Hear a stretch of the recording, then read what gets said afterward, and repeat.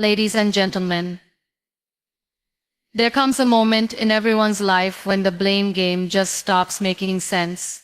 You are tired of pointing fingers, tired of waiting for someone to fix it, tired of expecting life to change while you remain the same. And in that moment, that silent personal revolution, you whisper to yourself, "No one's coming. I have to save myself." Taking responsibility is not a punishment. It is power. It is the key that unlocks the door to peace.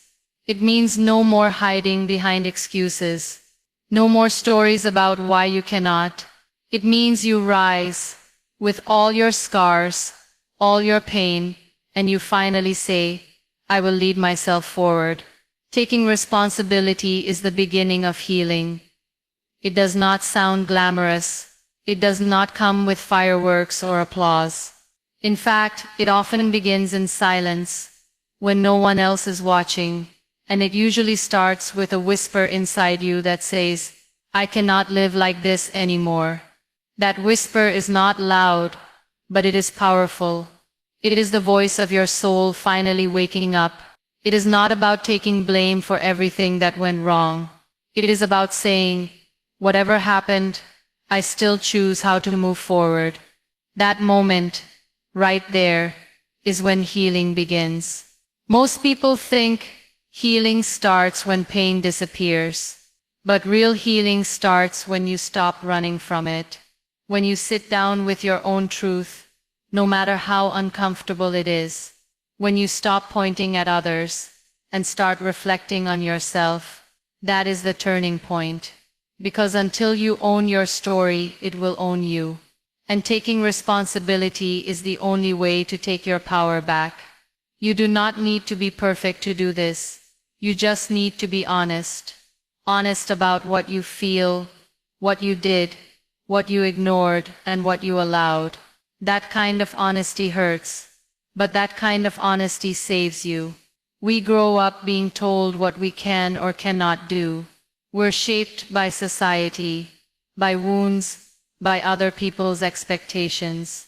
But healing cannot happen through someone else's permission. It begins the day you stop saying, "They did this to me," and start asking, "What do I do now?" That shift does not erase the pain, but it transforms it. Suddenly, the pain is not a prison anymore. It becomes a teacher. It becomes a mirror. It becomes fuel.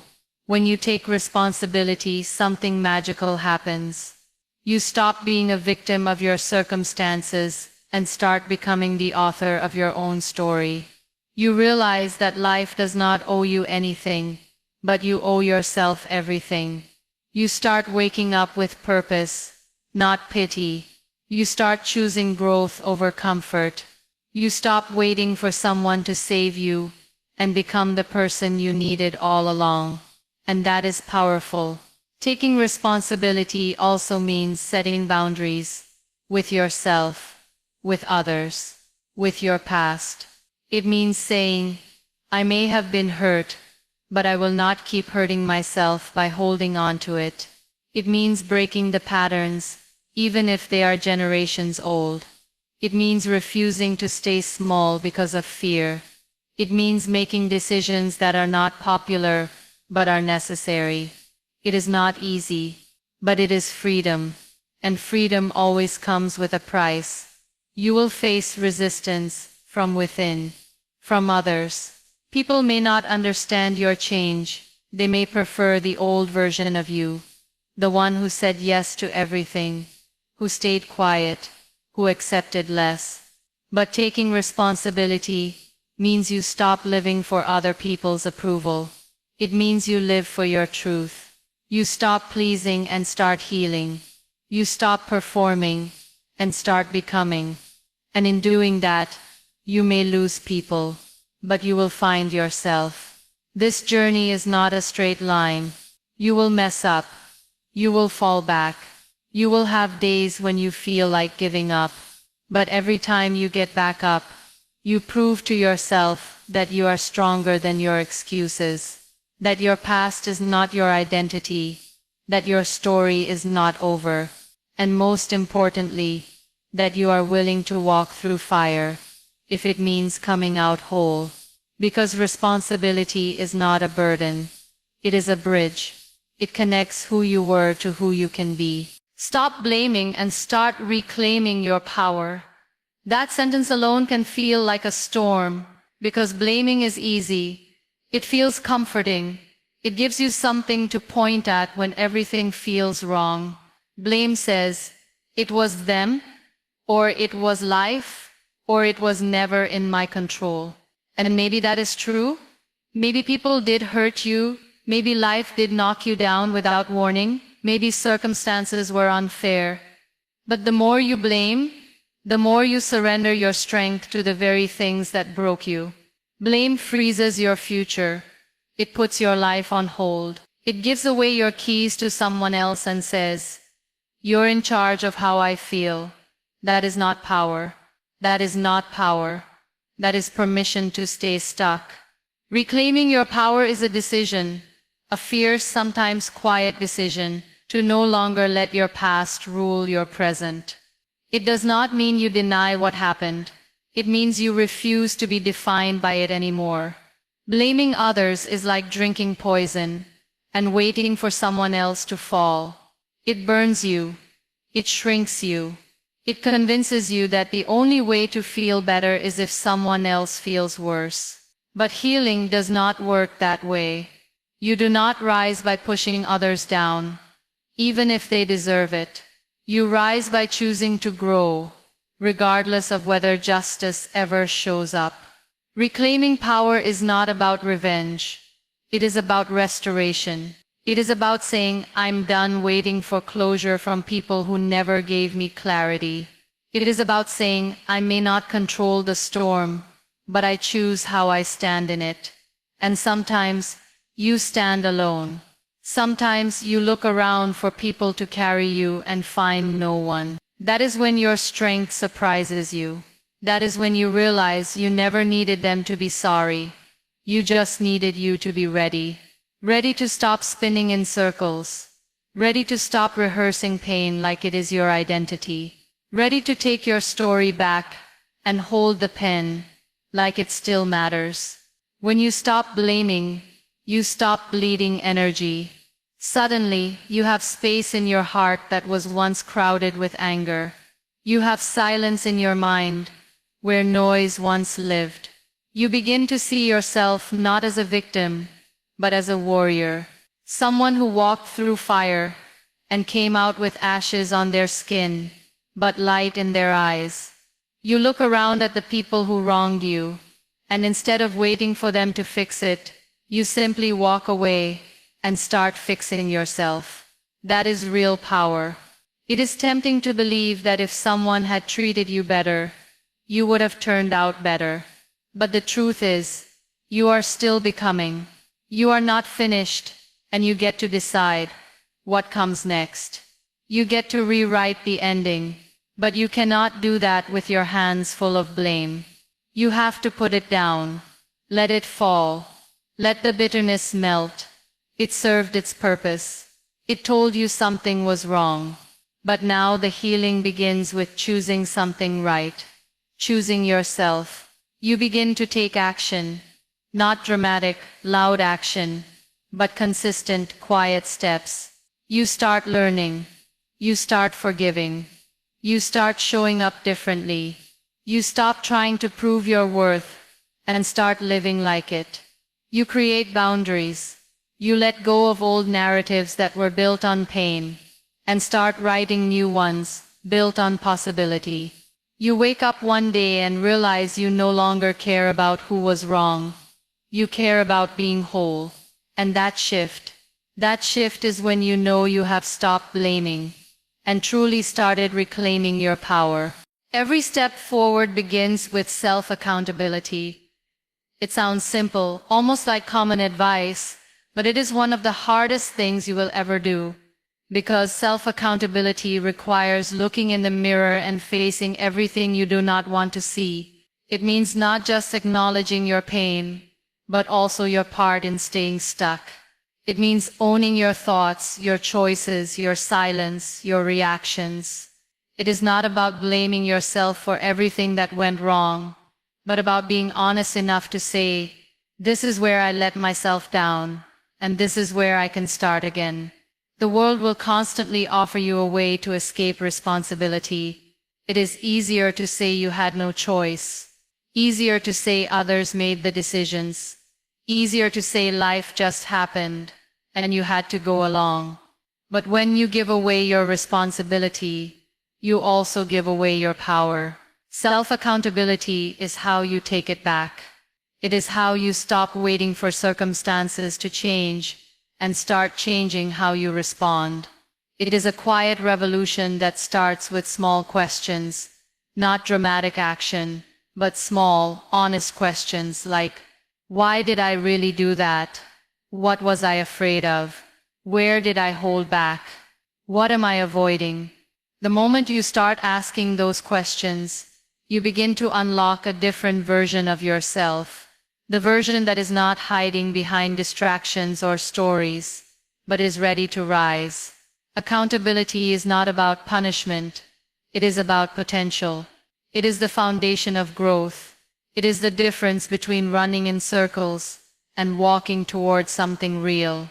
When you take ownership of your habits, your time, your energy, you realize how much is actually within your control. You cannot control what others do, but you can control how you show up. You can control your integrity, your focus, your discipline, your voice. And yes, there will be times when you make the wrong choice. Times when you react instead of respond. When you run from the truth. When you fall back into old patterns. That is human. Self-accountability is not about being perfect. It is about being responsible enough to admit it, adjust, and move forward. The people who grow the most are not the ones who never make mistakes. They are the ones who reflect, learn, and refuse to repeat the same mistakes just because they are familiar. Accountability builds confidence. When you keep promises to yourself, even the small ones, you start to trust yourself more. You begin to see yourself as someone who follows through, who does not wait for motivation, but acts from commitment. You become the kind of person who does not need constant approval, because your values guide you. You do not just talk about change, you live it, step by step, choice by choice. And that kind of self-trust is unshakable. It makes you steady in a world that is always shifting. The truth is, there is no transformation without accountability. You can listen to all the advice, read every book, watch every motivational video, but until you take ownership of your life, nothing truly changes. You might temporarily feel inspired, but that fades. Accountability stays. It keeps you grounded when things get hard. It reminds you why you started. It pulls you back when you drift. It is not loud, but it is powerful. It is the daily decision to be real with yourself, to stop lying about what is holding you back, to stop pretending you do not know what needs to change. And slowly, with each honest choice, you begin to build a life that feels aligned. Not perfect, not without pain, but real, intentional, and yours. Because every step forward, no matter how small, begins when you stop waiting and start owning. Excuses build walls. Action builds bridges. It is one of those truths that sounds simple until you really sit with it. Excuses are the comfortable lies we tell ourselves to avoid discomfort, failure, or responsibility. They sound like I do not have time. It is not the right moment. I am not good enough. What if I fail? Or no one ever helped me? And in the moment they feel protective. They wrap around you like a warm blanket and give you a reason to stay where you are. But the longer you stay, the colder that comfort becomes. Because deep down, you know you are not moving. You are circling. You are surviving. Not living. You are holding back, not growing. Every excuse is a brick. One by one, you lay them down around your dreams, your potential, your voice, until you are surrounded by a wall so high that you cannot even see who you could have become. That is the trap. Excuses do not feel dangerous at first, but they are slow poison. They rob you of chances. They silence your courage. They turn moments of opportunity into memories of regret. And yet we keep using them, because they give us a false sense of safety. If we never try, we never fail. If we never start, we never lose. But the truth is, we lose anyway. We lose time. We lose energy. We lose connection with the version of ourselves that is waiting to rise. Action is different. Action is risk. It is vulnerable. It is uncertain. But it is also movement. It is progress. It is you standing up in the middle of the storm and saying, I do not know where this will go, but I refuse to stay here. It is building bridges between who you are and who you want to be. And bridges do not appear by accident. They are built one step, one decision, one bold choice at a time. Action means showing up, even when you are scared. It means doing the thing, even when your mind is full of reasons not to.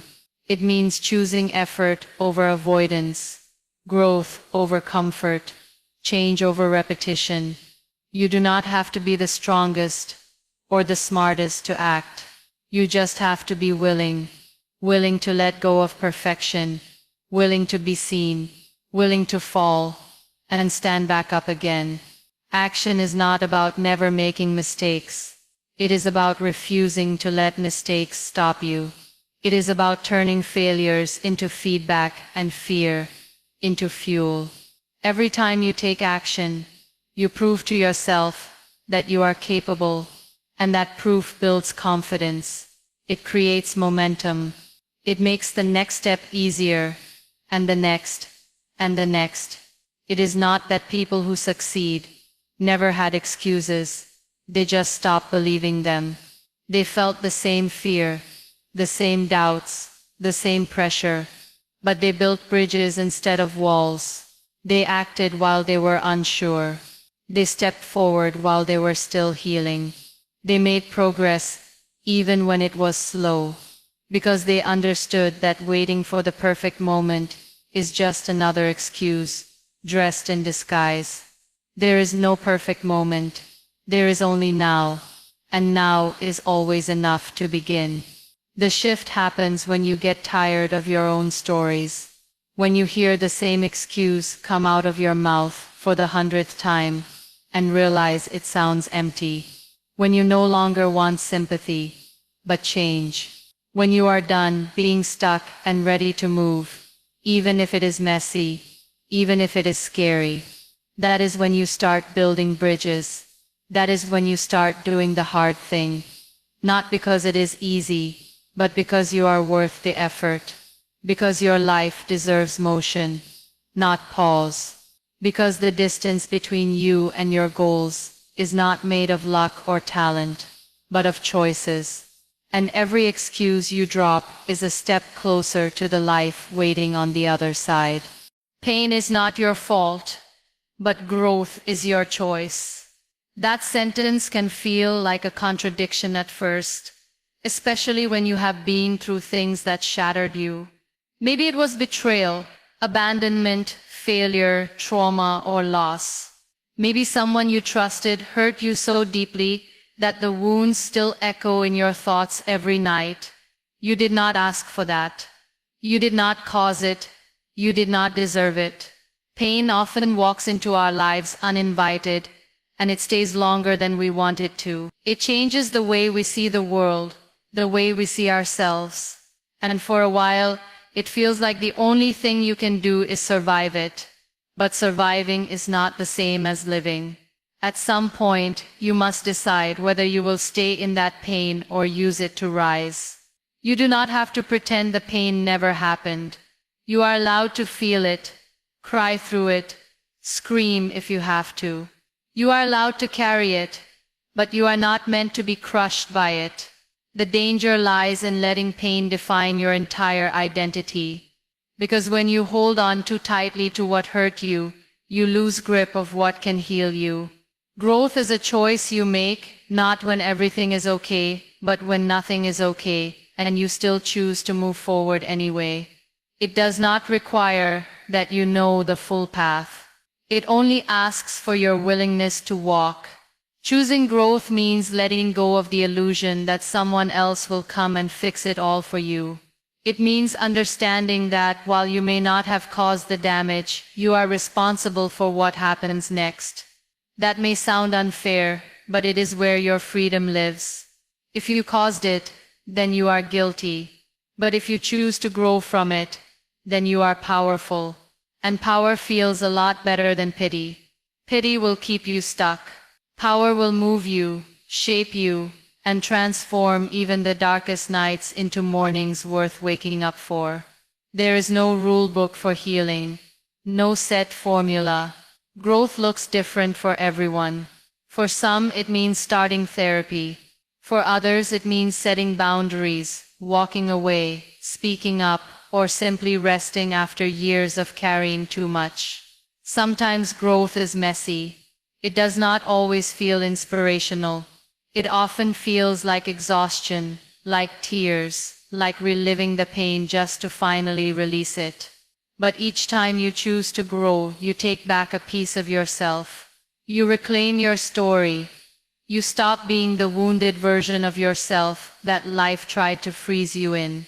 There will be voices inside you, around you, that say you are not ready, not strong enough, not healed enough to grow. Ignore them. Growth is not about being ready. It is about being willing to try, willing to fail, willing to keep going even when progress feels invisible. The seed does not look like the tree, but it still carries the promise inside. You are the same. You may not see it now, but growth is already happening every time you refuse to let pain write your ending. And one day, without even realizing it, you start noticing the shift. You laugh a little louder. You stand a little taller. You breathe a little deeper. Not because the pain disappeared, but because you finally chose to build something beautiful with the pieces it left behind. That is growth. Not in spite of the pain, but because of it. Pain is not your fault, but what you choose to do with it, that is the part that belongs to you. Self-leadership is the foundation of all success. It is not about being in charge of others. It is about being in charge of yourself when no one is watching, when no one is applauding, when the world is silent and it is just you and your choices. It means making decisions that align with your values even when it would be easier to follow the crowd.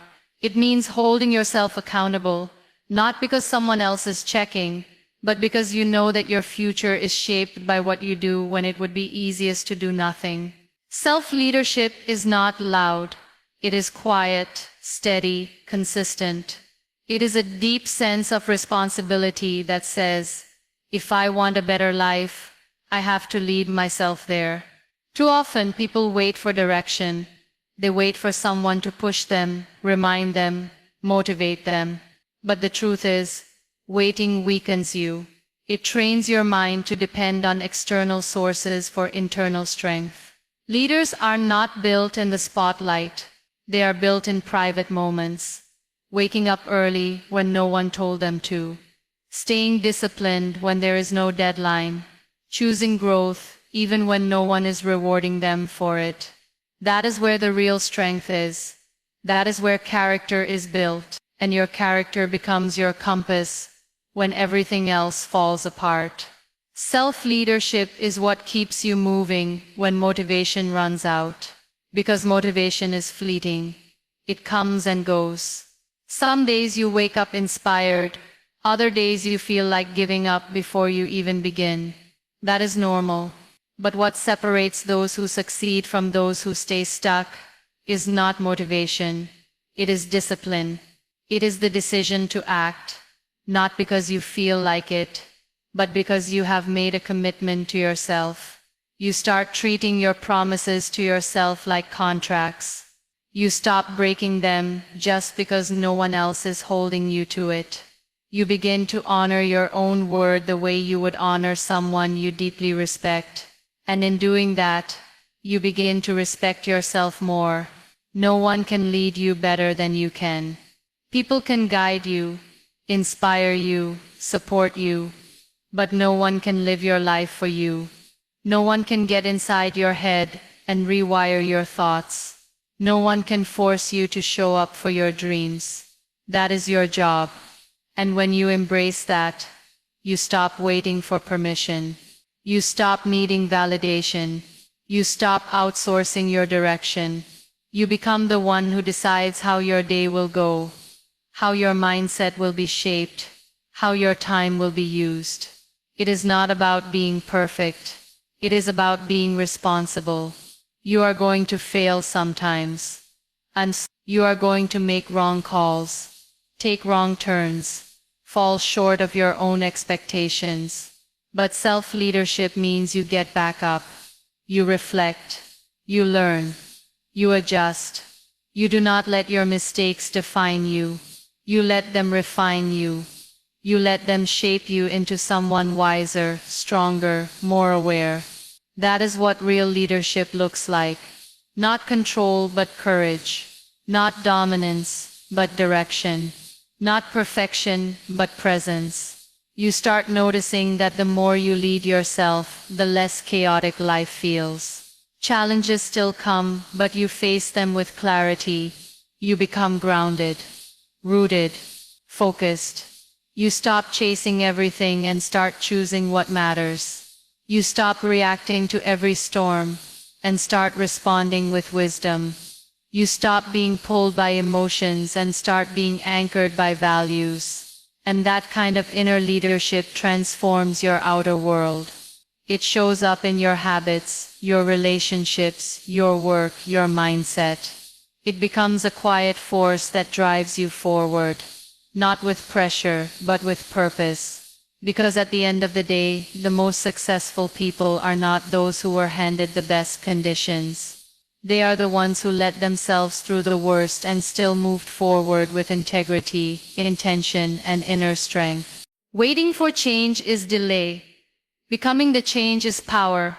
Most people spend their entire lives waiting for the right time, the right opportunity, the right mood, the right people to come into their life, or the wrong ones to finally leave. They wait for motivation, for clarity, for someone to give them permission to start. And in the middle of all that waiting, life quietly passes them by. They watch others move forward, succeed, grow, and they convince themselves that maybe those people were just lucky, or had more support, or were born with something special. But the truth is, those people stopped waiting. They chose to become the change they once hoped would come from the outside. Change is not an event that happens to you. It is a decision you make again and again, even when it is uncomfortable. Especially when it is uncomfortable. If you keep postponing your growth until conditions are perfect, you will spend forever standing still. Because there is no such thing as perfect timing. Life will always be messy, uncertain, unpredictable. And if you keep waiting for it to be neat and clear, you will miss your chance to rise through the chaos. Becoming the change means realizing that power does not come from waiting, it comes from acting while you are still unsure, still afraid, still finding your way. You do not need everything figured out to begin.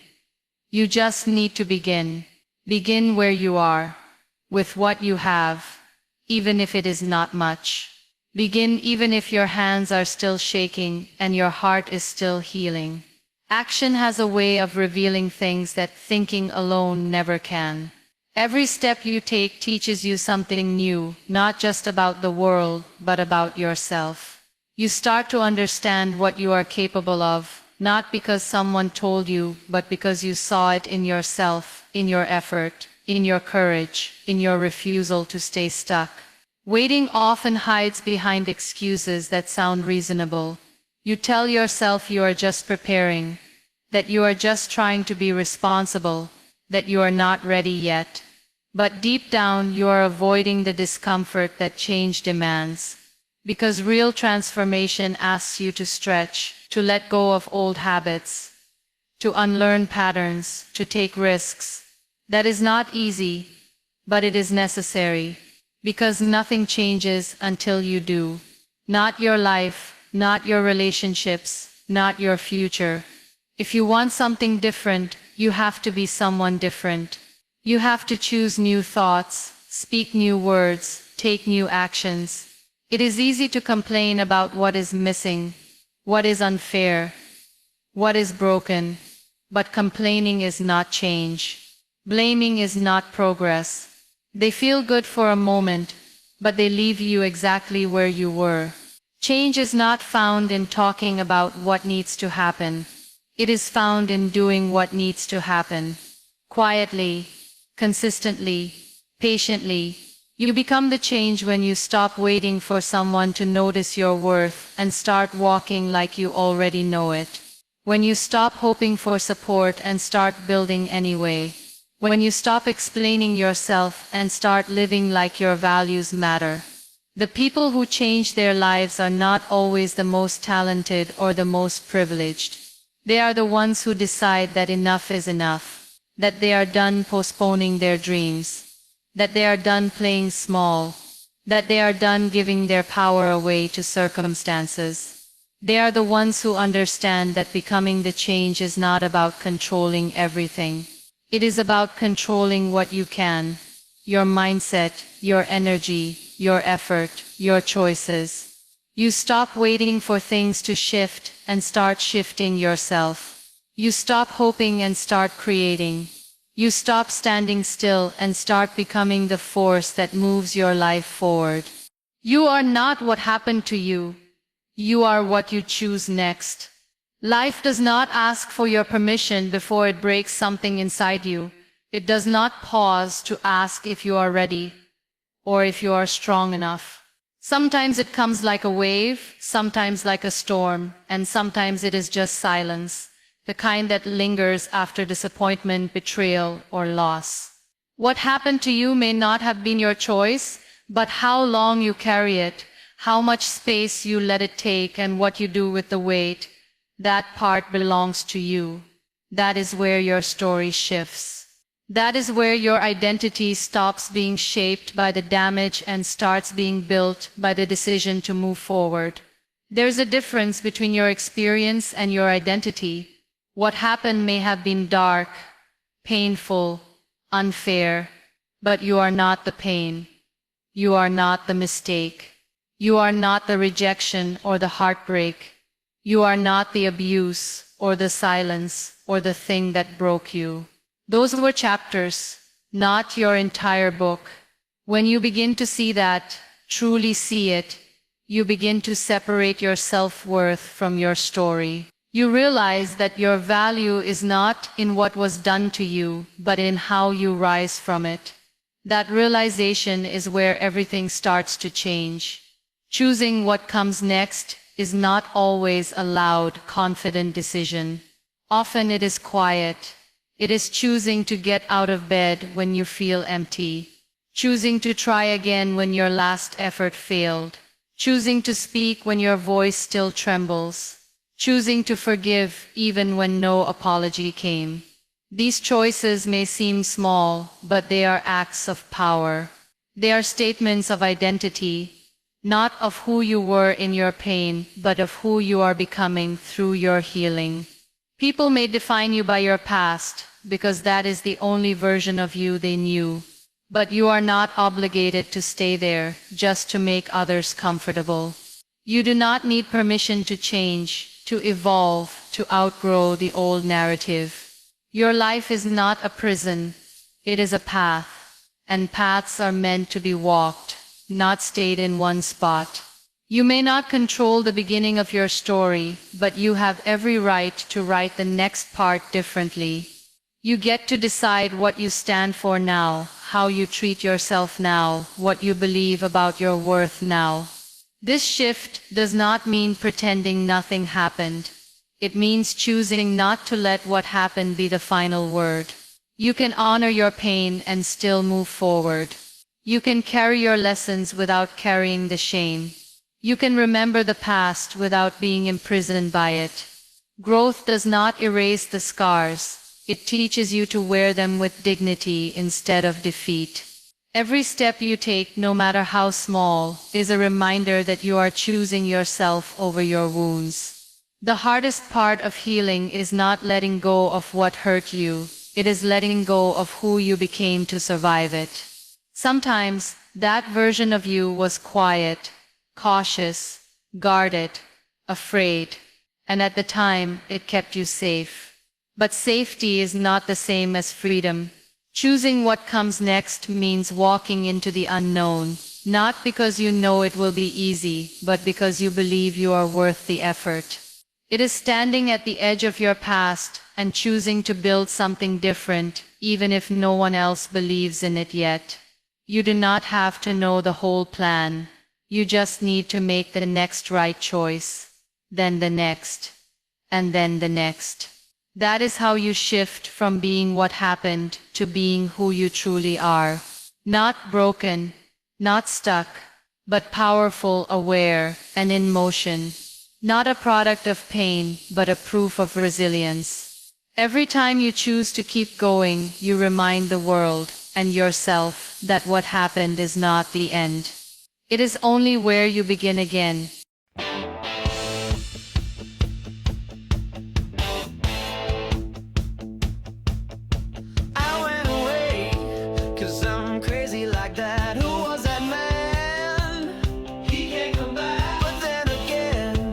I got mad in my head, I left my best friend in the hospital bed. But now I know I got nothing to lose, and you can tell I got the dirt on my shoes. And I'ma go where nobody goes, and when I get there I'll be going with the flow. And I say, hey,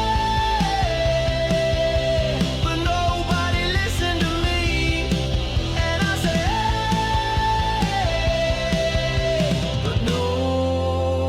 nobody cared.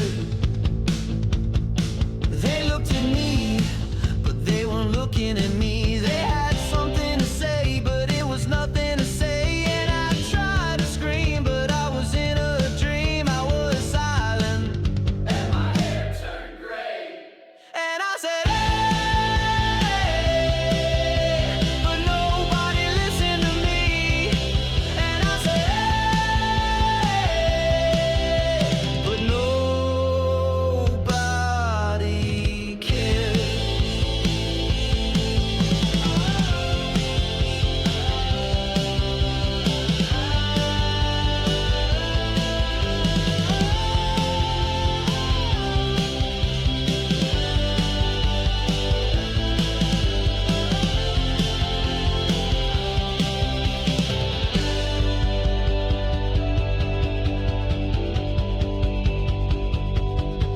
And I said, hey,